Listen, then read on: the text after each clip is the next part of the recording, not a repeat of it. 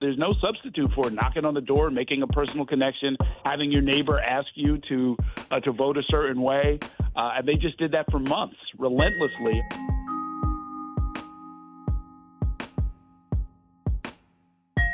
Hi there, it's WAMC News Director Ian Pickus, and on this episode of the WAMC News Podcast, what we can learn from the New York City mayoral election.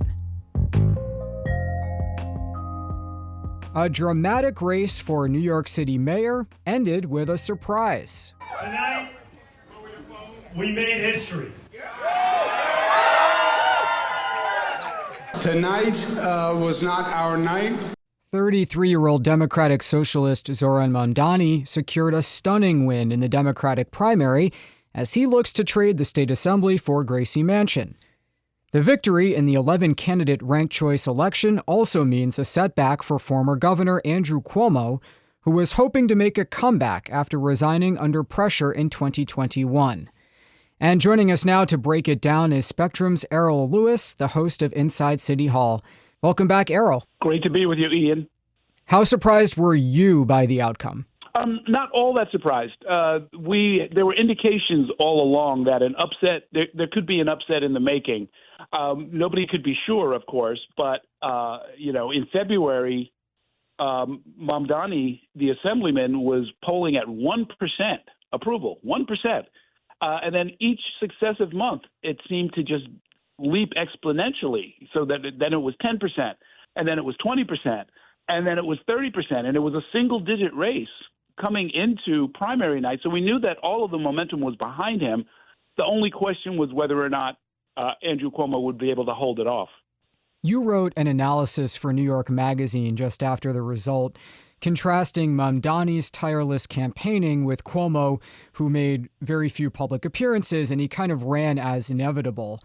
So was this a vote in favor of kind of old school barnstorming?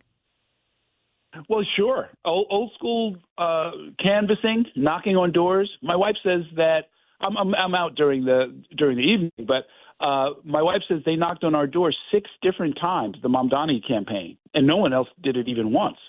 It was an entirely different theory of how to do things, and the Cuomo campaign had no field operation to speak of. They were relying on county political organizations as well as the unions that were endorsing him. But in the end, those organizations didn't do very much for him. So there's no substitute for knocking on the door, making a personal connection, having your neighbor ask you to vote a certain way. And they just did that for months, relentlessly. And they claim that they had ultimately over 1 million doors that they knocked on. Do you think any of the other 11 candidates set themselves up well for the future based on how Tuesday shook out? Oh, that's a great question. Not really, because of the top 4 finishers, you had Cuomo, whose political career may now be over.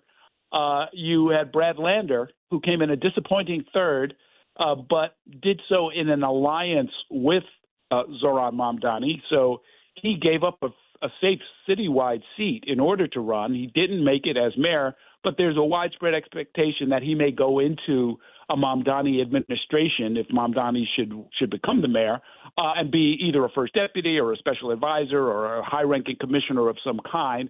And then there's Adrienne Adams, who came in a disappointing fourth. She is the city council speaker right now, but she's term limited.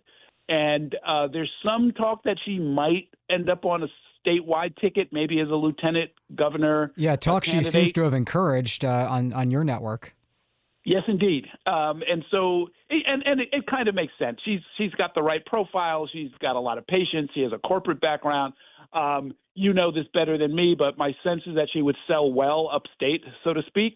And she certainly is a known quantity downstate and could pull out a lot of votes in communities of color and in New York City. So she's politically very talented and probably still very available. However, all of that was true before she became a candidate for mayor.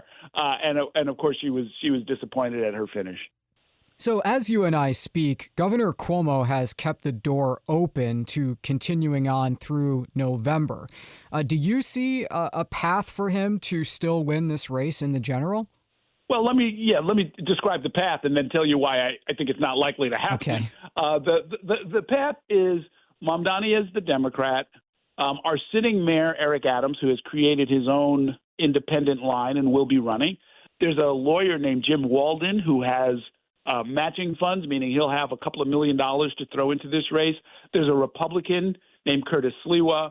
And so with that as the field, the theory is that running on his own independent line, Andrew Cuomo has enough name recognition and enough money and enough support that maybe that same 38% that he just got in the primary would be enough to win a citywide election. Here's why I don't think that's necessarily going to happen. Andrew Cuomo has a history of third-party connections that just don't work out very well. So, for example, this is ancient history now, Ian, but back in 2002, he ran briefly for governor and then dropped out of the race out of the Democratic primary. But he was on the Liberal Party line, and in theory could have gone on and was supposed to, in fact, go on to November and at least put in enough effort to get them the 50,000 votes required to stay a permanent ballot status party. And he didn't put in any effort at all, and they went out of existence for all intents and purposes. And then fast forward, as governor, he created something called the Women's Equality Party. Not because he was interested in forming a new party so much, but in order to he was doing sort of a back and forth rivalry, some opposition with the Working Families Party. And so the WEP, Women's Equality Party, was intended to sort of sow a little confusion and cause a little heartache for the Working Families Party. And there again, he put in no effort, and the party essentially went out of business. So I don't know that this is going to be the exception, and that this one time he decides to, fight it out on an independent line in November. He has not only no history of doing that in the past, he has a history, as I just described, of doing the opposite. So with respect to Mamdani, some New York Democrats, especially who represent, marginal seats, are already trying to publicize the distance they see between themselves and Mamdani's political project. So will he be embraced enough let's assume he wins this race in November, to actually be an effective mayor, given that a lot of Democrats in his party don't seem to want to get too close to him?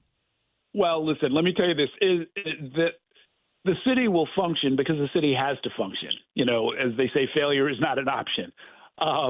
The 100-odd billionaires who call New York City home, the major industry that's headquartered here, the leaders of the state political apparatus who are all based here, nobody's going to let New York City go under. And so I think what will happen is they'll do what they always do, is figure out what the mayor's priorities are and figure out a way to try and enact them as best they can, or to tell them no if they have to. And, keep in mind, we're not talking about anything terribly dramatic here. There's been a lot of fear and fright being whipped up by people, but the actual program, and I covered this race from start to finish. I mean, he's talking about free bus service, which will cost about $600-700 million a year. He's talking about making childcare universal, which is basically an extension of our existing early education programs, the pre-K and 3K programs for public schools in New York City. And he's talking about a rent freeze. And that's something that we actually did several times during the de Blasio administration between 2014 and 2021. So, there's nothing super radical actually being proposed. And I think when people realize that, they'll settle down and, there'll be some kind of a transition and so forth. But, of course, all of this depends on what happens in November. A lot of the people who are frightened of Mamdani are starting to coalesce already around Eric Adams to see if they can maybe help him get a re-election and hold off this progressive wave that they seem to be so frightened of. Now, just to zoom out a couple of clicks, and I wonder what your take is on this. The Mamdani victory in the primary was kind of something of a Rorschach test. And what stuck out to me was what Elise Stefanik, the Northern New York congresswoman who wants to run for governor, said, which was that Mamdani's victory proves that there's dissatisfaction with the Democratic standard bearers, and that is bad news for Kathy Hochul next year. You know what, though? Some Democrats made the same point, so I wonder where you come down on that. Well, yes, both are correct. There's a lot of dissatisfaction. One of the final polls, I think it was by Marist College before the primary, showed that something like 77% of New York City voters think that the city is on the wrong track, heading in the wrong direction. I'm sure you'd find comparable numbers statewide. And you and I know, Ian, that New Yorkers are just a cranky bunch. So on a good day, only 60% or 50% would be dissatisfied. But high 70% is a little unusual. And to the extent that people are they're screaming it at the top of their lungs. They're showing us, they're telling the pollsters, they're showing it at the polls. They're voting for Donald Trump. They're voting for Zohran Mamdani. They want something different. The system is not working for them. And any candidate, whether it's Kathy Hochul or anybody else, who responds to that reality, I think probably has a good chance of getting reelected. But if you try and pretend otherwise and just tell people, hey, suck it up, hey, you can't afford the bus fare, tough luck, we're not doing anything about it. Well, you'll be on the outside looking in. I mean, people have started to mobilize around the idea that their affordability, their future, their quality of life is too important to be delayed, and they're not going to be scared out of it by people saying, the streets are dangerous, let's hire a bunch of cops. People don't want to hear that anymore. I love speaking with Errol Louis from Spectrum. He's the host of Inside City Hall. Errol, great catching up, and thanks for all of your insights on this very exciting week in New York politics. Thanks a lot. Great being with you, Ian. Okay, that does it for this episode of the WAMC News Podcast. Thanks so much for listening. Until next time, I'm Ian Pickus.